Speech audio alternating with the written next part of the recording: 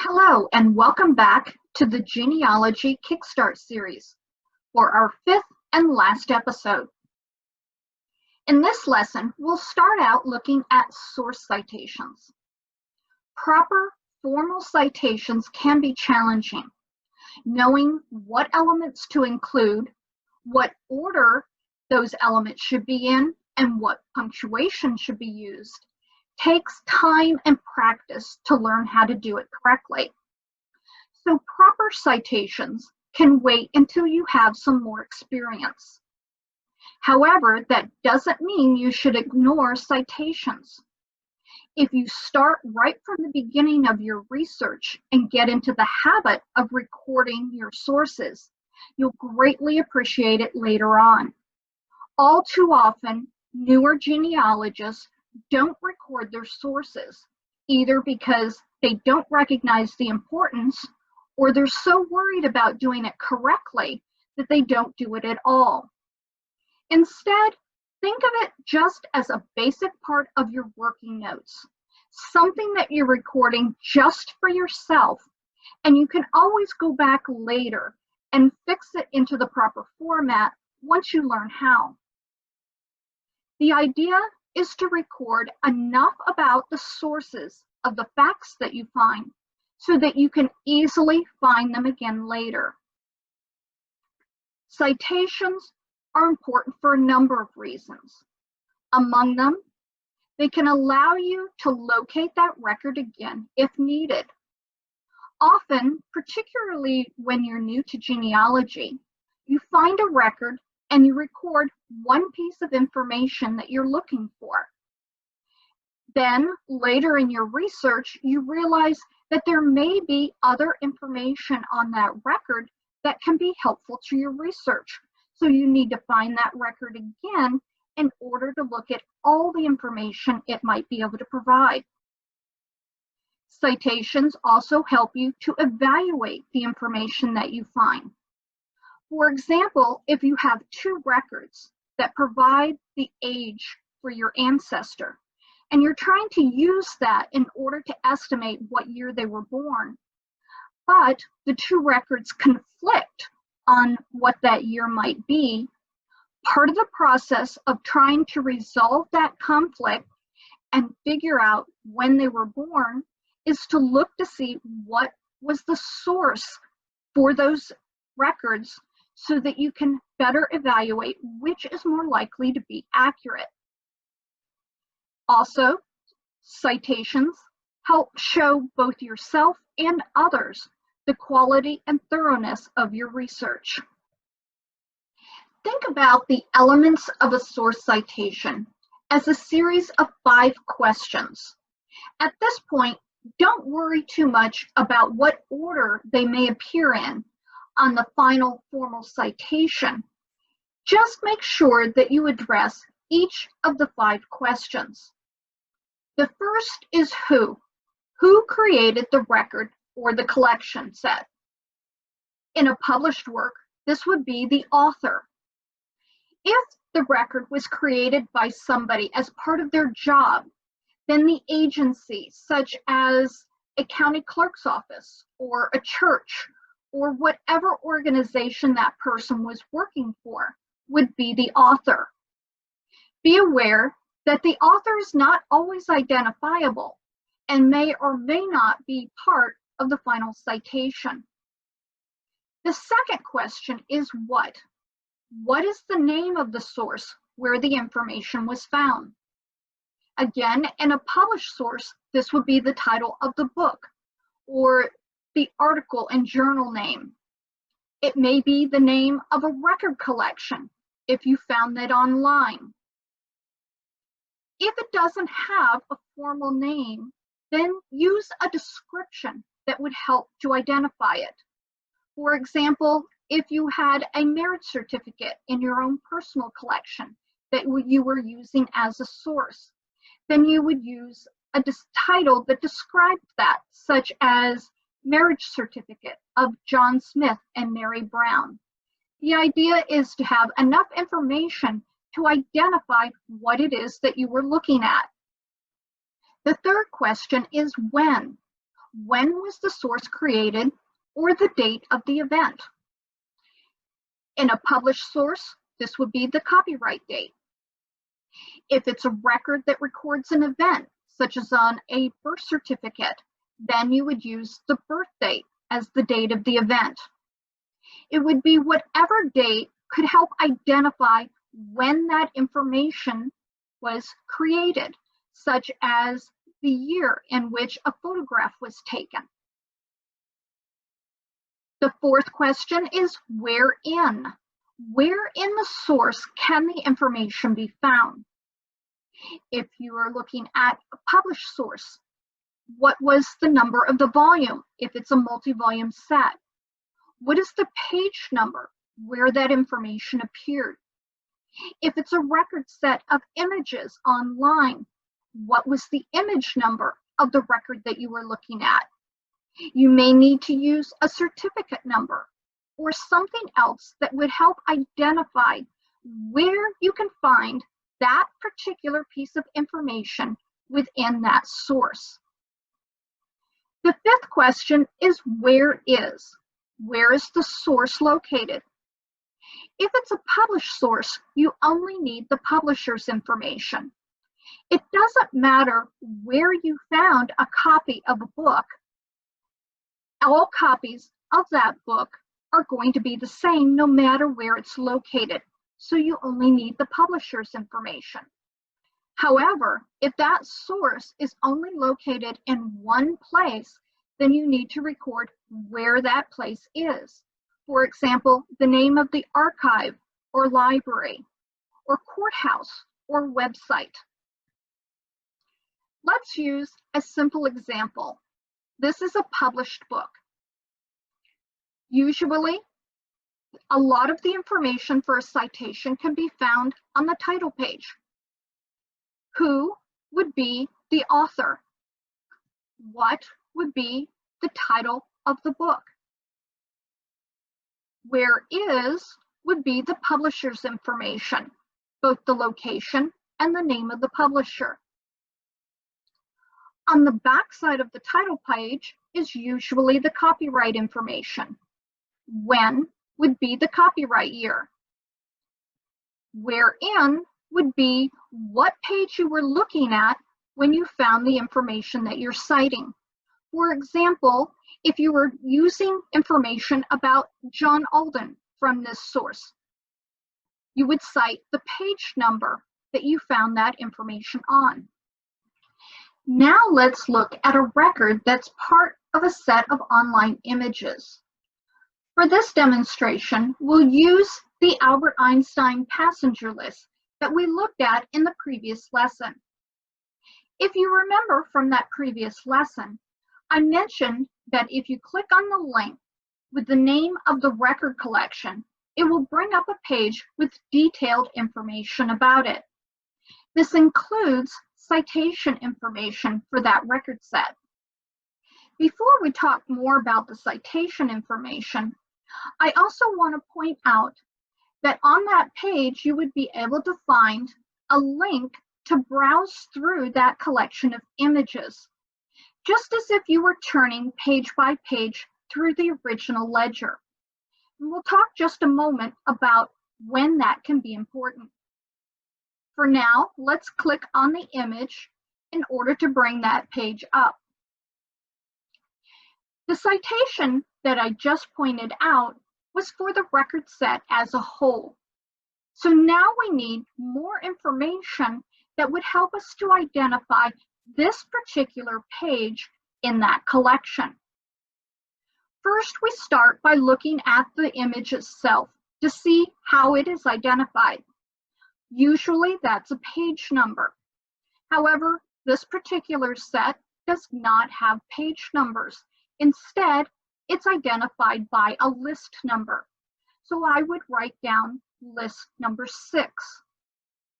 Next, I might want to note the line number that I looked at. This particular image shows that there are a number of different individuals, each identified by line number.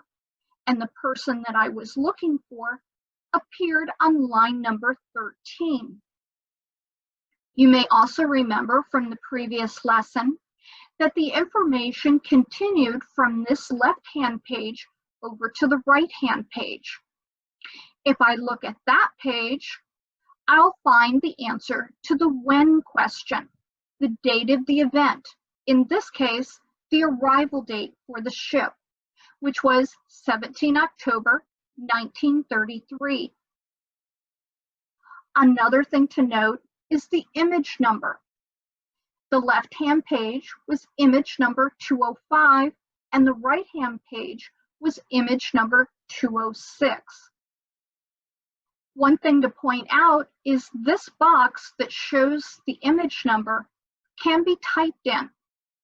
If I were to pull up this set and I knew which image page I wanted to go to, I could type that number in this box, hit enter, and I could immediately go to that image. Another thing to note here is that this particular set of 834 images is part of a subset within the collection group. You might have noticed on the previous slide when I showed you the link to browse the images that there were more than 5 million images in this particular collection. Because there are so many, Family Search has grouped them into subgroups. This particular set of images within that collection is number 5406. If I want to find that image again later, I now have enough information that I no longer need to start by doing a general search like I did initially to find it. Instead, I would be able to go to the search menu and choose catalog. From the catalog page, instead of using a place like we used previously, I would click on title. And in the title box, I would enter the name of the record collection. As you can see here, there are actually multiple collections that start out the same way. So I would look for the one that I had written down, which happens to be the second one listed here. Once I do that, I will have a complete list of all of the subgroups for this collection. I would then scroll down the page to look for number 5406. Once I clicked on that to bring up the images, I would be able to enter 206 into the image box and immediately jump straight to that image. Now let's look at the citation for this record. The first question is who. Because there is no identifiable author for this particular set, we will leave this question blank. What would be the name of the collection? New York Passengers and Crew Lists, 1909, 1925 to 1957. And it can also be helpful to note that this was a database with images. I've also written down the name of the subgroup that the image that I was looking at appeared in, so that I can use that to find it later. When, if you remember, was the date of arrival. The event date, that was 17 October 1933. Where in the record did we find the information we were looking at? It appeared on list 6, line number 13. This appeared on images 205 and 206. Where we found this information, it was on the Family Search website. So I would identify the name of the website and I would provide the URL.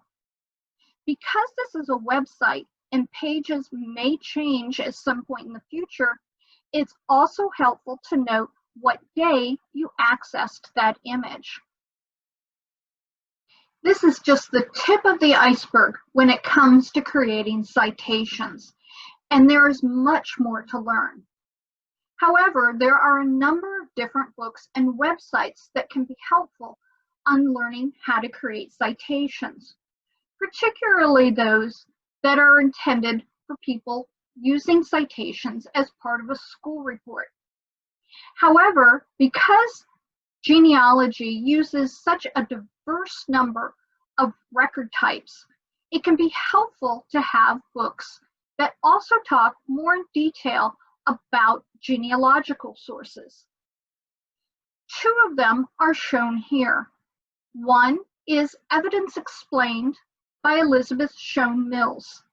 This book goes into great detail about how to cite many of the different sources that you might come across in your research. The other book is Mastering Genealogical Documentation by Thomas W. Jones. This book shows you how to analyze and craft citations for genealogy.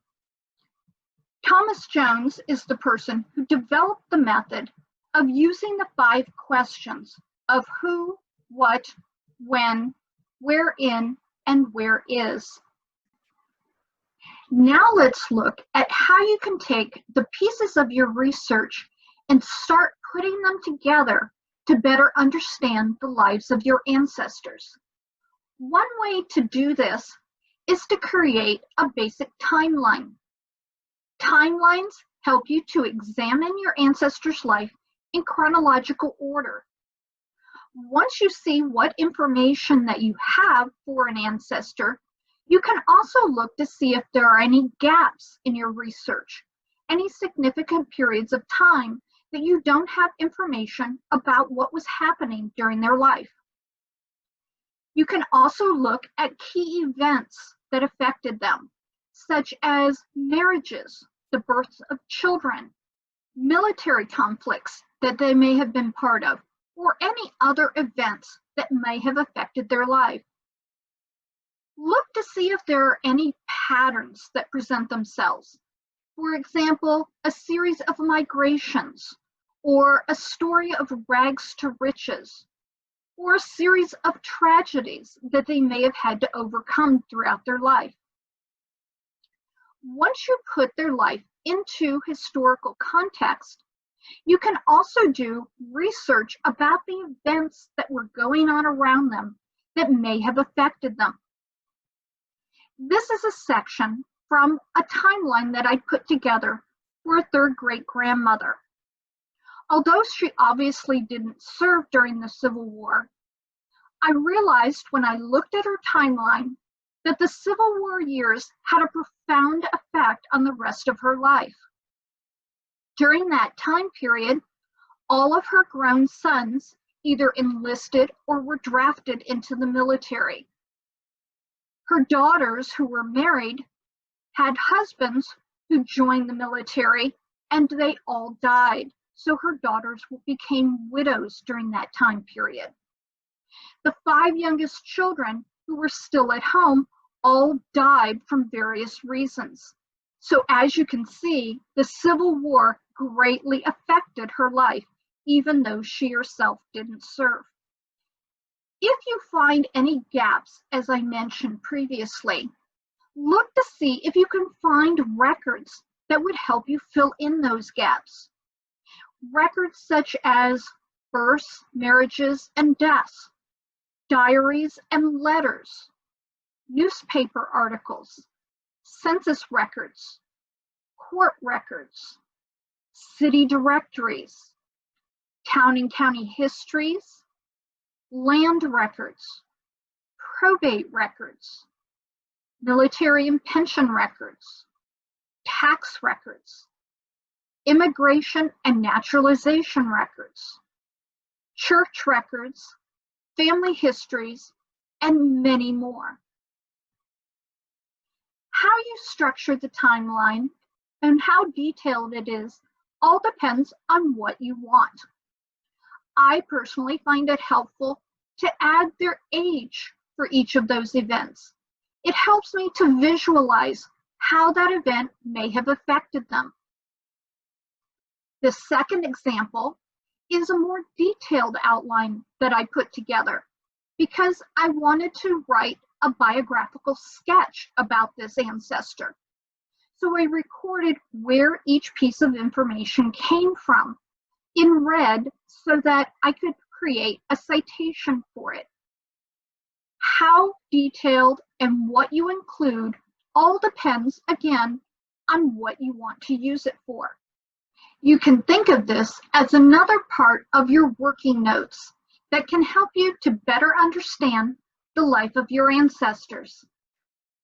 In the 5 brief lessons that made up this series, I've barely scratched the surface of all there is to learn about doing genealogy research. However, there are many different resources out there that can help you learn more. Among them are the Family Search Research Wiki, the Ancestry Academy from the Ancestry.com website, the New England Historic Genealogical Society, the National Genealogical Society, the National Archives, and the Legacy Family Tree Webinars website. There are a host of different videos on YouTube and many different books and magazines for learning more. To find the Research Wiki, go to the Family Search website and click on the Search tab. You'll find the Research Wiki option at the bottom of the list. As you can see, they currently have more than 93,000 articles dealing with a variety of different topics. You can either enter a topic into the box, or you can click on the map and start looking for resources based on location. The Ancestry Academy website has a host of different videos about a variety of different genealogical topics. On the American Ancestors website for the NEHGS, you can look under the Learn tab to find a number of subject guides, how-to videos, and more. Be aware that some of these resources are only available to paid subscribers, but some are also free. On the National Genealogical Society's website, click on the Learning Center to find more. On the National Archives website, click on Search Our Records, and on that page, choose Research Your Ancestry to find a number of different resources that are free on learning how to do genealogy. The Legacy Family Tree Webinars website is a paid subscription. However, each week they have at least one free webinar that you can register for and attend. As you begin your genealogical journey, here are a few additional things to keep in mind. Genealogy is a skill that takes knowledge and practice, so don't get discouraged if you don't learn everything all at once. It's a good idea to purchase genealogy software once your tree starts to grow. The 2 most popular products are RootsMagic and Family Tree Maker. You probably remember from an earlier lesson when I showed you how to begin recording your information using pedigree charts and family group sheets.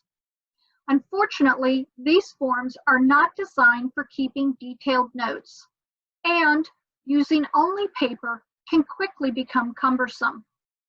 However, with genealogy software, you can grow your tree as large as you want. You can keep detailed notes, record many different facts for your ancestor, keep track of source citations, generate reports, and much more. Expect the unexpected. Finding surprises in your family tree is part of the fun of doing genealogy.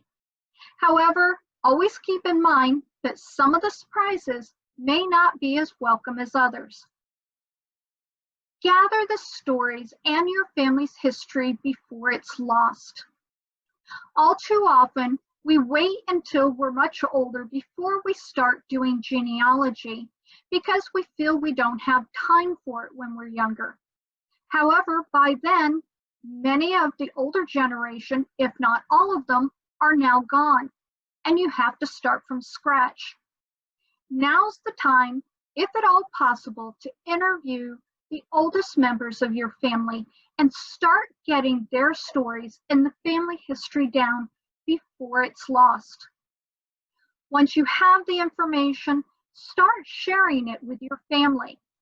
If you're the only one who has that information, what happens to it when you're gone?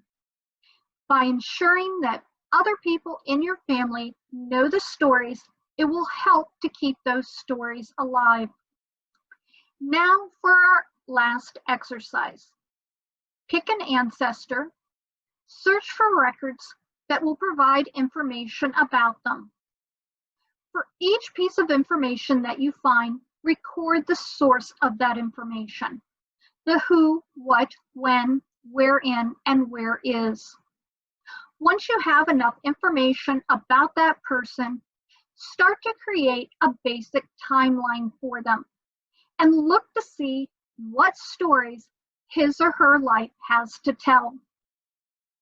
Thank you so much for joining me through this series, and I hope you have much success and much fun researching your own family history.